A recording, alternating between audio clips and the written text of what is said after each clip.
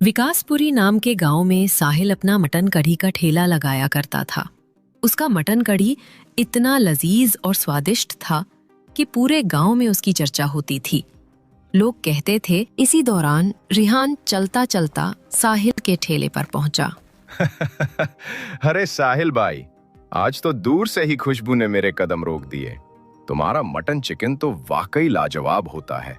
जरा एक प्लेट मुझे भी लगा दो। लो भाई, ये रही तुम्हारी प्लेट, गर्मा गर्म, ताजा और बिना किसी मिलावट के। मैं हमेशा असली मटन ही इस्तेमाल करता हूँ। रिहान ने जैसे ही पहला कौर खाया, उसके चेहरे पर खुशी झलक उठी। वाह साहिल भाई, मजा आ गया। तुम्हारे मटन का कोई जवाब ही नहीं। जो स्वाद यहाँ मिलता है वो कहीं और नहीं। भाई यही तो मेरी मेहनत है। असली मटन अभी मार्केट में 220 रुपए किलो है, पर मैं कभी सस्ता या मिलावटी माल नहीं लाता। जो भी खिलाऊंगा हमेशा ईमानदारी से और असली स्वाद के साथ। इतने में पास खड़ा एक बुजुर्ग भी बोल पड़ा। बिल्कुल सही कहते हो बेटा। इसी ईमानदारी की वजह से आज तुम्हारा नाम पूरे गांव में मशहूर है। जब भी लोग मटन करी का नाम लेते हैं, सबसे पहले तुम्हारा ही ख्याल आता है। साहिल भाई, आपका ठेला तो अब हमारे मोहल्ले की पहचान बन गया है। आगे चलकर यही ठेला नहीं, एक बड़ा होटल बनेगा, देख लेना। साहिल अपना ठेला बंद करके थके हुए घर लौटा। घर के आंगन में कदम रखते ही उसने देखा कि सेठ जी बैठे हैं थे। अरे सेठ जी, आप यहाँ?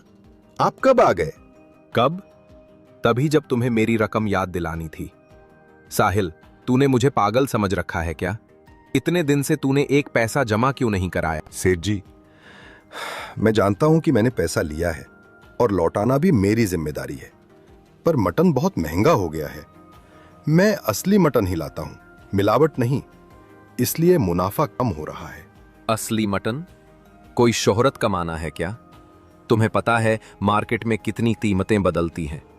पर मैंने तुम्हें पैसा दिया था काम शुरू करने के लिए, मजाक खेलने के लिए नहीं। सेठ जी, मैं सिर्फ ईमानदारी से ग्राहकों को अच्छा खाना खिलाना चाहता हूं। मिलावटी सामान बेचकर मैं शर्मिंदा रहूंगा। अगर आप चाहें तो मैं सस्ते मटन भी ला सकता हूं, पर स्वाद और नाम दोनों पर समझौता हो जाएगा। तुम्हारी ईमानदारी अच्छी बात है, पर व्यापार में ईमानदारी के साथ नफा भी चाहिए। मैं तुम्हें 3 दिन की मोहलत देता हूं। 3 दिन में तुम पैसे जमा नहीं कर सके तो मैं तुम्हारा ठेला और घर का अधिकार सब उठा लूंगा, समझा? 3 दिन। सेठ जी, बस एक आखिरी मौका दीजिए। मैं किसी तरह इन 3 दिनों में पैसे का इंतजाम करूंगा, कुछ भी कर लूंगा। ज्यादा घंटे मदद मांगूंगा, पर ठेला और घर मत छीनिए। ठीक है, पर याद रखना वक्त कम है। सुबह की पहली किरण। साहिल जल्दी जल्दी कपड़े पहनकर बोरी उठाता है। अरे खालिद भाई, जल्दी से मुझे 10 किलो मटन दे दो, मुझे तैयारी करनी है। लोग ठेले पर इंतजार करते हैं। मटन तो मिल जाएगा साहिल, लेकिन ध्यान रहे आज रेट बहुत ऊपर चला गया है। क्या कह रहे हो खालिद भाई? कल ही तो मैंने आपसे 220 रुपए किलो पर लिया था। भाई, मार्केट के रेट रोज ऊपर नीचे होते रहते हैं। आज तो सीधा 300 रुपए किलो तक पहुंच गया है। खालिद भाई, आप एक काम कीजिए, मुझे आज 10 की बजाय 5 किलो बसी मटन दे दीजिए। मैं उसी से काम चला लूंगा। ठीक है साहिल, मैं समझ सकता हूं हालात कैसे हैं। ये लो 5 किलो, लेकिन ध्यान रखना बसी मटन से स्वाद वही नहीं आएगा जो ताजा से आता है। अरे साहिल भाई, जल्दी से एक प्लेट मटन करी लगा दो, बहुत भूख लगी है। भाई, अब मटन करी का दाम बढ़ गया है। अब एक प्लेट 70 रुपए की हो गई है। क्या? ये कैसी बातें कर रहे हो साहिल भाई? आप इतने पैसे कैसे बढ़ा सकते हो? पहले तो 50 में खिलाते थे। भाई, मैं क्या करूं? मटन अब 300 रुपए किलो बिक रहा है। कल तक 220 था, आज सीधा 300। मैंने अब तक अपने दाम नहीं बढ़ाए थे, लेकिन अब मजबूरी में बढ़ाने पड़े, वरना मेरा खर्चा ही नहीं निकलेगा। ठीक है साहिल भाई, लेकिन इतने महंगे दाम में तो मैं नहीं खा सकता। घर जाकर ही खा लूंगा। आखिर हमें भी और काम करने हैं, पैसे भी बचाने हैं। साहिल ने उस खाली प्लेट को देखा जो उसने सजाई थी। फिर उसके हाथ कांपते हुए कढ़ाई पर टिक गए। दिन ढलते ढलते एक एक कर कई ग्राहक आए, पर दाम सुनकर सब वापस लौट गए। ठेले पर पहले जैसी भीड़ गायब हो चुकी थी। या अल्लाह, ये क्या हो रहा है? अगर ऐसे ही चलता रहा तो मैं सेठ जी को पैसे कैसे दूंगा? थैला भी हाथ से जाएगा और घर भी। रंग स्वभाव से बड़ा ही चालाक और शातिर किस्म का इंसान था। गांव के लोग उसे ज्यादा पसंद नहीं करते थे क्योंकि उसकी हरकतें हमेशा संदिग्ध रहती थीं। शहर से आया था, तेज, चालाक और लालची। उसने देखा कि विकासपुरी के बाजार में साहिल की मटन कढ़ी की दुकान पर हर शाम भीड़ लग जाती है। लोगों के हाथों में पैसे थे और चटक मसालों की खुशबू पूरे गली में फैल रही थी। अगर मैं इसी बाजार में अपनी मटन की दुकान खोल लूं, तो मेरी दुकान पर काफी ज्यादा गिरा खाएंगे और मैं अपना मटन कम पैसों में भेजूंगा और गांव में काफी ज्यादा कुत्ते हैं, मैं उनको ही काट के भेजूं। साहिर जैसे ही मंडी पहुंचा, उसने देखा सामने एक नई दुकान खुली है। रंगा ने अपनी मटन की दुकान शुरू कर दी थी। चलो पहले खालिद भाई से ही पूछता हूँ, वही भरोसेमंद है। अरे खालिद भाई, मुझे आज 10 किलो गोश्त जल्दी से दे दीजिए, ठेले पर देर हो रही है। सोहेल भाई, मैं 10 किलो दे तो दूं, लेकिन आज फिर से दाम बढ़ गए हैं। अब रेट 300 से बढ़कर सीधे 350 रुपए किलो हो चुका है। खालिद भाई, ये कैसी बात कर रहे हो? कल ही तो 300 रुपए बताया था और अब 350। मैं ऐसे कैसे दुकान चला पाऊंगा? साहिल, मैं समझ सकता हूं तुम्हारी तकलीफ, लेकिन ऊपर से ही इतने दाम आ रहे हैं। बकरी बच्चे महंगे हो चुके हैं तो मैं सस्ता कैसे दूं? लेना हो तो लो, वरना मैं भी मजबूर हूं। साहिल सीधा रंगा की दुकान पर गया। वहां गोश्त बिल्कुल ताजा और साफ रखा हुआ था। अरे भाई, आप कितने रुपए किलो गोश्त बेच रहे हो? अरे साहब, हम तो गरीब लोग हैं, अपने बकरी बच्चे पालते हैं, इसलिए हमारा खर्च कम पड़ता है। हम 50 रुपए किलो में गोश्त बेचते हैं। क्या? सिर्फ 50 रुपए किलो? भाई, ये कैसे हो सकता है? जब पूरी मंडी 350 रुपए पर बिक रही है तो तुम इतना सस्ता कैसे बेच रहे हो? कहीं इसमें कोई चाल तो नहीं? नहीं साहब, इसमें कोई चाल नहीं। हमारे पास अपनी बकरियां हैं, हम खुद पालते हैं और खुद काट कर लाते हैं, इसलिए हमें उतना खर्च नहीं पड़ता जितना दूसरों को होता है।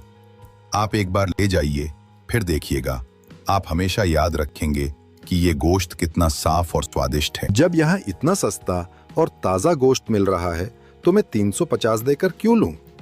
अगर मैं इससे खरीद लूं तो मेरा खर्चा भी बचेगा और सेठ जी का पैसा भी जल्दी चुका पाऊंगा।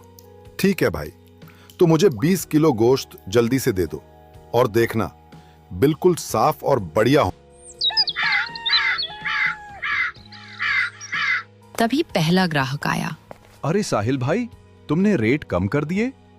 कल तक तो प्लेट 70 रुपए थी और अब अचानक 20 रुपए, ये कैसी बात है? हाँ भाई, सही सुना आपने, मैंने दाम कम कर दिए हैं। जो कल तक 70 में बिकता था, आज वो मैं 20 में दे रहा हूँ, बिल्कुल ताजा और साफ गोश्त से। ये सुनकर खुशी तो हुई, पर साहिल, कहीं तुम गोश्त में कुछ मिलावट तो नहीं कर रहे? अब लोग ऐसे दाम देखकर शक करेंगे। नहीं भाई, मैं कभी मिलावट नहीं करूंगा। आज जो दाम मैंने घटाया है वो इसलिए है क्योंकि मैंने सस्ता और साफ गोश्त पाया, सीधे छोटे पालक से। उसका बकरा बेहतरीन पलता था और हमें सस्ता पड़ा। मैं चाह रहा हूं कि लोगों का भरोसा टूटे नहीं। आप एक बार खाइए, फिर खुद कह देंगे। वाह, क्या स्वाद है! सच में स्वाद वही है जो पहले मिलता था, पर दाम कम। अब तो मैं हर हफ्ते आऊंगा। साहिल अब रोज रंगा से मटन लेने लगा। रंगा भाई, जब से मैं तुमसे मटन लेने लगा हूं, मेरी बिक्री दुगनी हो गई है। पहले तो मैं सोचता था कि मेरी दुकान बंद हो जाएगी, लेकिन अब लोग फिर से मेरे मटन करी के दीवाने बन गए हैं। अरे साहिल भाई, यही तो मेरा मकसद है। मैं लोगों का भला करना चाहता हूँ। मेरे पास ढेर सारे बकरी के बच्चे हैं। सोचता हूँ क्यों न सबको सस्ते दाम पर असली गोश्त खिलाऊं। लेकिन रंगा भाई, एक बात मेरी समझ में नहीं आती। जब तुम्हारे पास इतने ढेर सारे बकरी बच्चे हैं तो तुम उन्हें अपनी दुकान के पास क्यों नहीं रखते? अगर पास ही रहते तो तुम्हें भी आसानी होती और ग्राहकों का भरोसा भी और बढ़ जाता। नहीं साहिल भाई, आजकल जमाना खराब है, चोरी डकैती बहुत बढ़ गई है। अगर मैं बकरियों को दुकान के पास रख दूंगा तो नजर भी लग जाएगी और चोरों की भी नजर पड़ सकती है। इसलिए मैं उन्हें अपने घर पर पालता हूँ। वहां वे सुरक्षित रहते हैं। हाँ, ये तो सही कह रहे हो भाई। जमाना वाकई बदल गया है। इंसान की नजर भी बुरी पड़ जाती है और चोरी चकारी भी बढ़ गई है। खैर, तुम मुझे 15 किलो मटन दे दो, पैसे मैं थोड़ी देर बाद तुम्हें पहुंचा दूंगा। अरे साहिल भाई, आपसे मैंने कब कोई मनमानी की है? आप 15 किलो ही क्या, चाहे 20 किलो भी ले जाइए। पैसों की चिंता मत कीजिए, मुझे आप पर पूरा भरोसा है। बस अब बहुत हो गया, काफी ढेर सारा पैसा जुड़ चुका है। अगर गांव वालों को मेरी बात का पता चल गया तो मुझे पुलिस के हवाले कर देंगे। बस 2-3 दिन और कुत्ते का गोश्त बेच देता हूँ, उसके बाद यहाँ से सीधा भाग जाऊंगा। ये सारी बातें खालिद ने सुन ली थी। खालिद समझ गया था कि इसके पास कोई बकरी के बच्चे नहीं हैं। गांव से जो कुत्ते गायब हो रहे हैं वो रंगा कर रहा है। वो जल्दी से गांव के बाहर पुलिस स्टेशन में रंगा की शिकायत करने गया। अरे काशिफ भाई, आप यहाँ ऐसे क्यों खड़े हो? क्या बात हो गई? बड़े परेशान लग रहे हो। भाई, मेरी कुछ समझ में नहीं आ रहा। बीवी बच्चों की तबीयत अचानक बिगड़ गई है। बुखार, उल्टी और कमजोरी से हालत खराब है। अरे, ये तो बड़ी चिंता की बात है। लेकिन गांव में और भी लोगों की तबीयत खराब होने की खबर मिल रही है। आखिर ऐसा हो क्या रहा है? भाई, तूने गौर किया? पहले हमारे गांव में हर गली मोहल्ले में दर्जनों कुत्ते दिखाई देते थे, लेकिन अब तो एक भी कुत्ता नजर नहीं आता। हाँ, ये तो तू सही कह रहा है। पहले बच्चे कुत्तों के साथ खेलते थे, अब तो जैसे गांव से कुत्ते गायब हो गए हैं। पर आखिर कहाँ जा रहे हैं इतने सारे कुत्ते? नसीर भाई, मुझे कुत्तों की चिंता नहीं है। असली चिंता इस बात की है कि अचानक गांव में एक अजीब बीमारी फैल रही है। जगह जगह लोग बीमार हो रहे हैं। मुझे लगता है कि इसकी जड़ कहीं और है। मुझे शक है कि ये सब साहिल की मटन करी से जुड़ा है। देखो ना, बाकी बाजार में मटन 350 रुपए किलो बिक रहा है और वो सिर्फ 30 रुपए प्लेट मटन करी बेच रहा है। इतना सस्ता कैसे बेच सकता है? कुछ तो गड़बड़ है भाई। क्या तुम्हारा मतलब है कि वो गोश्त में मिलावट कर रहा है? साहिल अपने ठेले पर मटन करी बेच रहा था। तभी मुखिया जी 2-3 गांव वाले लेकर उसके पास पहुंचे। अरे साहिल, ये क्या सुन रहे हैं हम? तेरा खाना खाकर गांव में कई लोग बीमार हो गए हैं। औरतें, बच्चे, बूढ़े, सबकी तबीयत बिगड़ रही है। साफ साफ बता, तू गोश्त में क्या मिला रहा है? नहीं मुखिया जी, ये आप कैसी बातें कर रहे हो? आप तो जानते ही हो, मैं बरसों से अपना ठेला लगाता हूं। कभी किसी ने मेरे खाने की शिकायत नहीं की। मैंने कभी मिलावट नहीं की। फिर अचानक अब क्यों करूंगा? मैं तो असली मसालों से ही मटन करी बनाता हूं। तो फिर ये बताओ साहिल, जब गोश्त का भाव 350 रुपए किलो है, तब तू सिर्फ 30 रुपए प्लेट कैसे बेच सकता है? इतना सस्ता मटन करी, ये हमारी समझ से बाहर है। मुखिया जी, मैं गोश्त रंगा से लेकर आता हूं। वो मुझे 30 रुपए किलो में देता है। उसका गोश्त अच्छा भी होता है और ताजा भी, इसलिए मैं सस्ते दाम में बेच पाता हूं। रंगा? ये रंगा कौन आ गया? हम तो सिर्फ खालिद की दुकान जानते हैं, जो बरसों से गांव में मटन बेच रहा है। ये अचानक नई दुकान कहां से आ गई? और इतनी सस्ती दर पर असली गोश्त कौन बेच सकता है? अरे कहीं ऐसा तो नहीं कि वो कुत्तों का गोश्त काट कर बेच रहा हो? इसी वजह से कुत्ते भी गायब हो गए हैं और गांव में बीमारी फैल रही है। नहीं मुखिया जी, मुझे तो ऐसा कुछ पता नहीं। मैं तो उसके सामने ही कटवाता हूं। गोश्त देखकर मुझे सब ठीक लगता था, कभी शक ही नहीं किया। साहिल, अगर तूने जानबूझकर गांव वालों को गंदा गोश्त खिलाया है तो याद रख, ये बहुत बड़ा गुनाह है। और अगर तू मासूम है तो असलियत साबित करनी पड़ेगी। और ठीक है, अभी पंचायत बुलाते हैं, रंगा को भी बुलाया जाएगा और सच सामने आएगा कि ये गोश्त असली बकरे का है या कुत्तों का।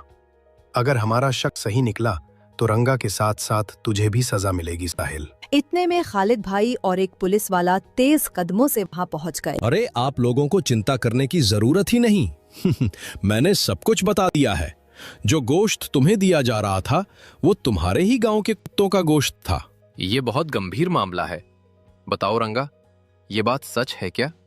तुमने जानबूझकर कुत्तों का गोश्त बेचकर लोगों की सेहत को जोखिम में डाला? इंस्पेक्टर साहब, मैं ऐसा नहीं करना चाहता था।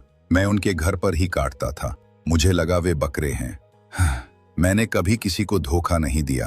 मैं तो सस्ता देने की नीयत से आया था। सीधा सच बताओ रंगा, तुम्हारे पास जो बकरी बच्चे थे वे किसके थे? तुम्हें पता था कि ये कुत्ते हैं, या तुम बस अपने फायदे के लिए इसे छुपा रहे थे? सच कहूं तो मुझे शुरुआत में शक था, पर बाजार में दाम उछल रहे थे और मेरे पास जो जानवर थे कुछ मर चुके थे, कुछ बीमार। मैं टिकाऊ काम करने की सोच रहा था। मैंने सोचा किसी को सस्ता दे दूंगा और खुद कुछ कमा लूंगा। मुझे अफसोस है, मैं पक्का नहीं समझ पाया कि यह कितना बड़ा नुकसान होगा। हमारे बच्चे बीमार पड़े हैं। कल से बुखार, उल्टी और पेट में तेज दर्द। डॉक्टर ने कहा इन्फेक्शन है, इंजेक्शन लगवाने पड़ेंगे। अब क्या जवाब देंगे तुम लोग? पुलिस ने रंग को पकड़ लिया और गिरफ्तार करके ले गई। सभी गांव वालों ने अपना डॉक्टर से इलाज कराया और सभी गांव वाले ठीक हो गए। इस कहानी से हमें ये सीख मिलती है, कभी भी किसी का बुरा नहीं जाना चाहिए और हर सामान ध्यान से और अच्छी तरीके से चेक